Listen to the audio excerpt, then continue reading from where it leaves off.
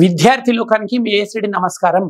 నా తల్లిదండ్రుల, గురువుల మరియు సరస్వతి మాత ఆశీస్సులతో నేను ఇప్పుడు 2 తెలుగు రాష్ట్రాలలోని విద్యార్థి లోకానికి ఒక సంచలన శుభవార్త తెలియజేస్తున్నాను.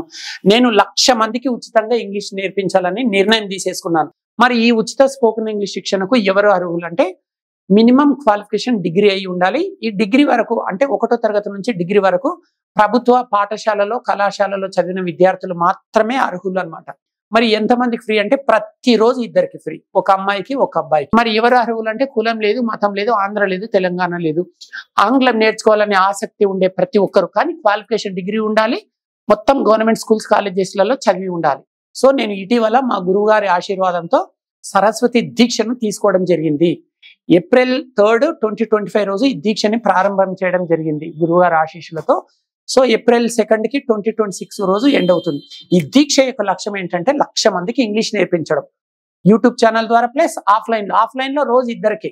బీద వాళ్ళకి ఇది ఒక గొప్ప ఛాన్స్.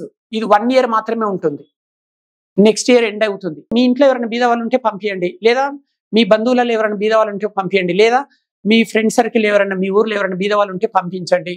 మీ అందరికీ ఆహ్వానం తెలియజేస్తూ ఇంతటితో సెలవు తీసుకుంటున్నాను. ఇట్లు మీ ఏసిరెడ్డి.